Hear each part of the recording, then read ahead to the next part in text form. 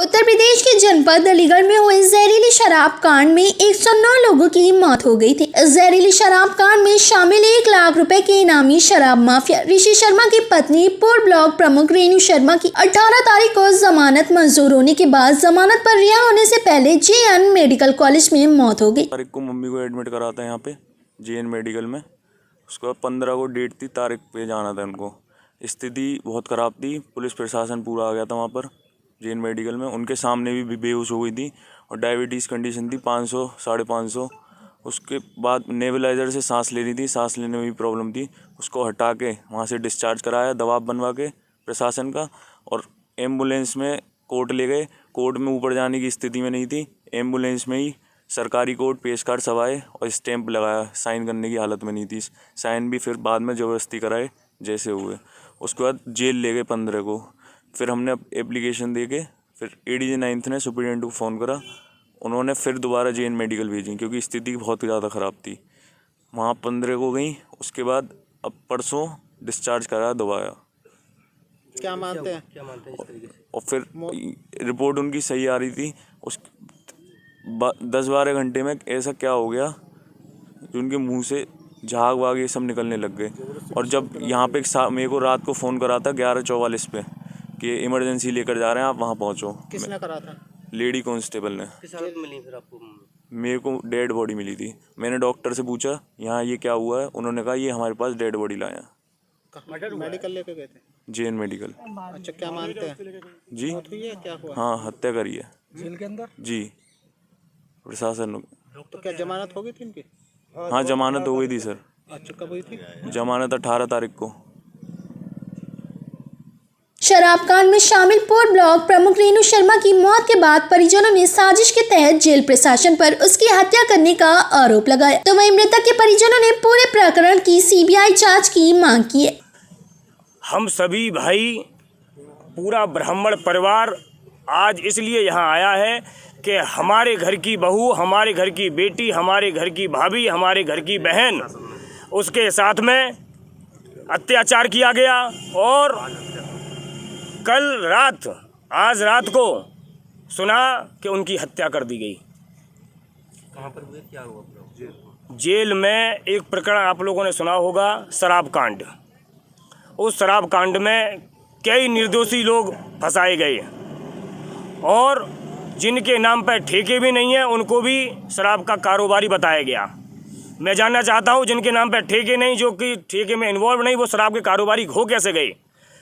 जिनकी आज मृत्यु हुई है, उनके 14 ऑपरेशन हो चुके हैं, वो बहुत कम सुन पाती हैं, उनकी आँखों की रोशनी कम थी, उनके शरीर में कम से कम 7-8 ऐसे बड़े रोग थे जिसकी वजह से वो पीड़ित थीं। उसके बावजूद भी उन पर शराब कांड में उनको इन्वॉल्व कराया गया।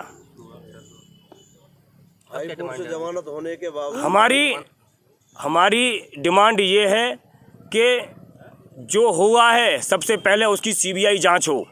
इस शराब कांड में जो निर्दोष फंसाए गए उनकी CBI जांच हो। और जिस तरह से इनका रात में अचानक इनको लेके 1-2 दिन पहले इनको लेके गए, जबकि इनकी हालत नाजुक थी, जेल में लेके गए हॉस्पिटल से नाजुक हालत में, ऐसा क्या हुआ अंदर जिससे कि इनकी हत्या हो गई? ऐसा मैं जानना चाहता हूं। उनके फोटो मैंने देखे हैं, उनके मुंह से झाग निकल रहे हैं, नाक से झाग निकल रहे हैं। झाग किस कंडीशन में निकलते हैं ये सब लोग जानते हैं।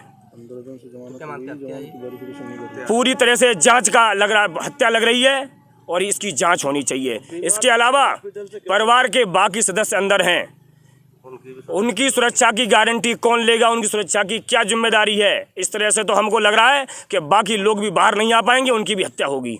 तो क्या जमानत भी हुई थी इनकी? इनकी जमानत हो चुकी है, इनकी जमानत हो गई।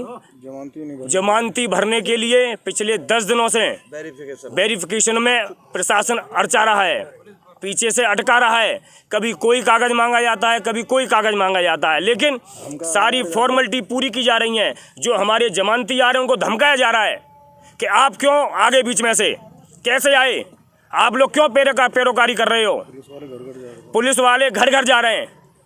मैं ये जानना चाहता हूँ कि यदि कोई जेल में चला गया है उसके बाद पुलिस का रोल क्या है?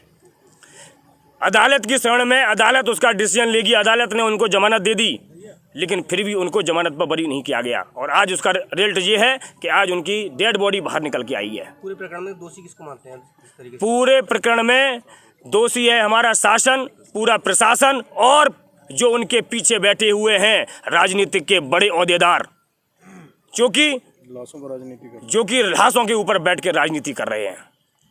जबकि जेल में बंद मृतिका के 5 लोगों को पैरोल पर रिहाई की मांग भी की गई है। मृतिका के परिजनों का कहना है कि पैरोल पर जेल से रिहाई होने के बाद ही उनके परिवार के लोगों की आंखों के सामने अंतिम संस्कार कराया जाएगा और इसके साथ ही परिवार के लोगों की आंखों के सामने ही डेड बॉडी का पोस्टमार्टम भी कराया जाए। तो वहीं परिवार सहित रिश्तेदार और अन्य लोग पोस्टमार्टम हाउस के बाहर ही बैठ गए। पोस्टमार्टम हाउस के बाहर बैठे लोगों की सूचना मिलते ही क्षेत्र अधिकारी सहित भारी पुलिस बल पोस्टमार्टम हाउस पहुंच गए और पोस्टमार्टम हाउस के बाहर हंगामा कर रहे लोगों को समझा बुझाकर पुलिस कर्मियों द्वारा शांत किया गया। महिला बंदी की मौत हुई है, सर क्या है पूरा मामला? देखिए, बड़े दुख की खबर है कि हमारी अपने जेल की एक महिला बहन रेणु शर्मा, जो इधर लगातार मेडिकल कॉलेज में ही इलाज चल रहा था इनका, मुझको लगता है 10 तारीख से लेके 2 तारीख तक मेडिकल कॉलेज में ही थी ये। लेकिन कल रात को एकाएक जैसा भी हुआ हो, बीपी बढ़ा हो, क्योंकि डायबिटीज़ और बीपी की पेशेंट भी थी, और हमारे डॉक्टर साहब, फार्मासिस्ट साहब मौके पहुँचे, लेकिन हम जीवन बचाने में असफल रहे। इसका हमें बहुत खेद है। तो परिजनों का जिस तरीके से आरोप है कि मुँह से झाग निकल रहे थे।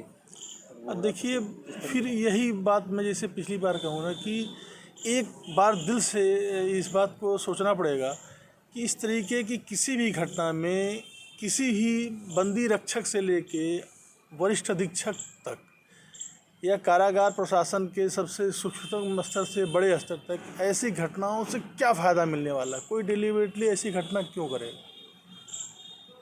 जहाँ कोई तो मोटो होना चाहिए ना। और ये सामान्यतः बीपी वगैरह में भी निकल सकता है, जैसा हमारे डॉक्टर साहब ने बताया, जो भी पीएम रिपोर्ट में जो भी चीज़ आती है।